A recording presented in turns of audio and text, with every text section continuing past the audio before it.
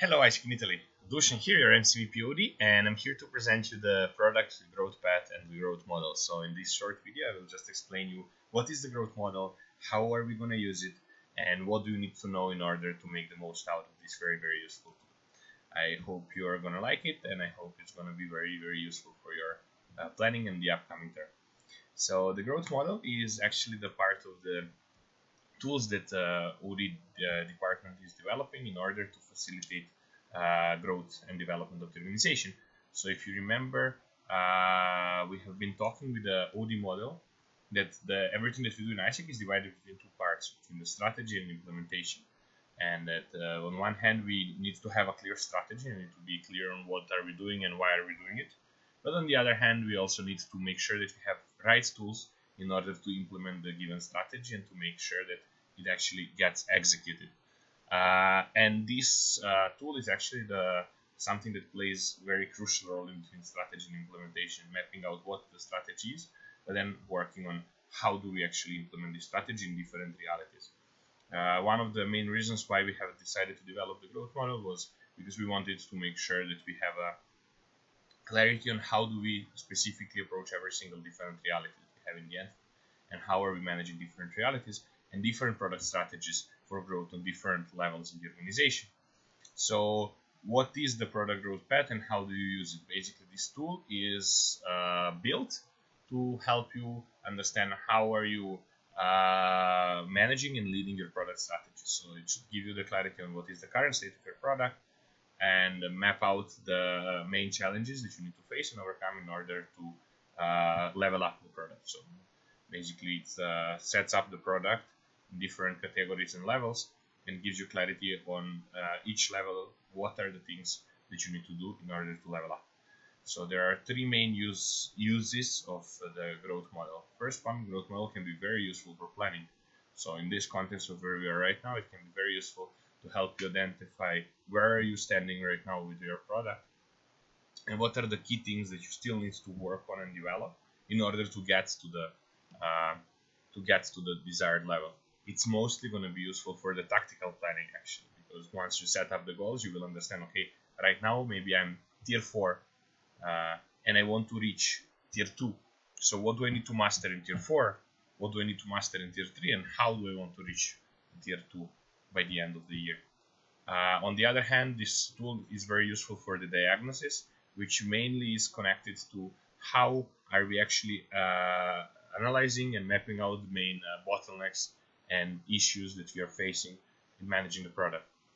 And last but not least, this tool should give you a clear set of actions that you can take at any given moment in order to actually go from point A to point B.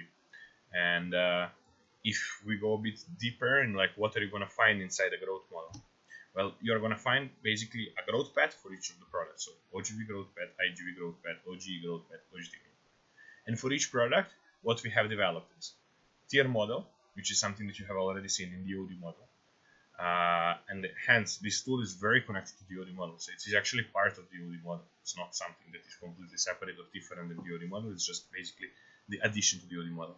So we have already the tier model, which basically helps you to understand what is the volume of exchange that allocates you in certain tier. Then we have a product development chart, which basically says, okay, we have these different tiers. So at each tier, we're going to be facing different challenges, and we will be needing to have different characteristics in order to manage product on that level.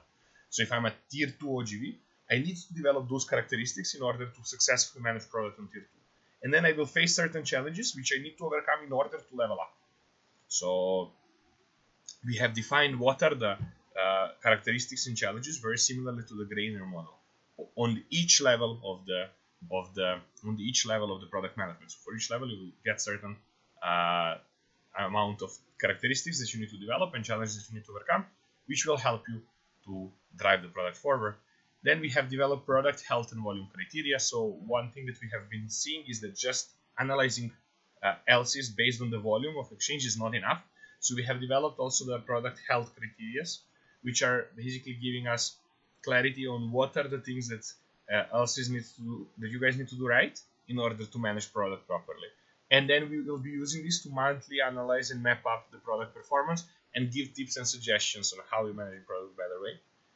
And then last but not least, we have the tier by tier product management guideline, which basically defines the structure and the strategy that you should consider if you are managing product at a certain tier.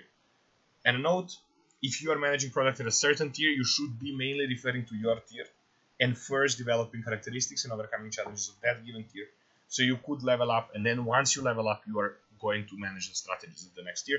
The model is not going to work if you just all take the tier 1 strategies and say, okay, I want to be tier 1, so I'm going to be developing all the tier 1 strategies right now.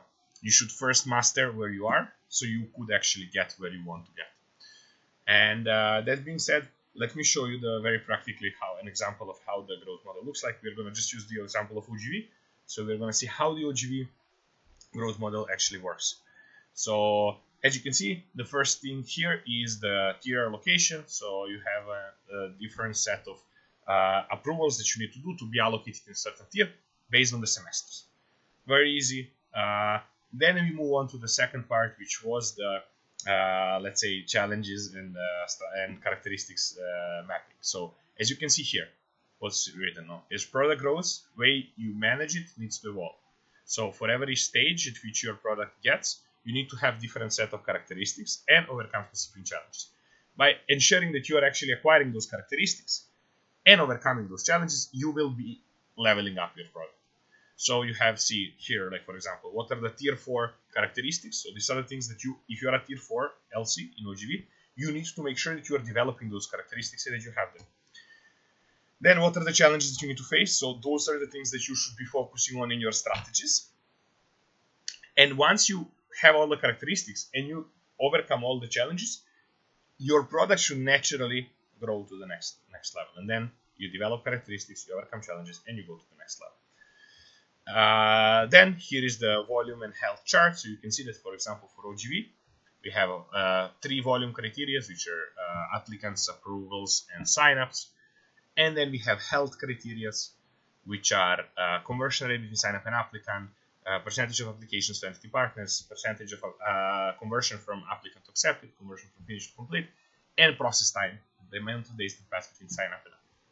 So what is this helping us with is that it makes it very easy for us to understand and map out which part of the product management we need to work on and we need to improve. And that gives a lot of clarity to, okay, how can we be better in product management day by day. So every month you can actually take these criteria, analyze, see which ones are green, which ones are yellow, which ones are red, and understand what do you need to do next month in order to be better and level up. And then you have tier by tier chart. So for tier 4, you have HR structure. So what is the structure that you need to have? Then characteristics.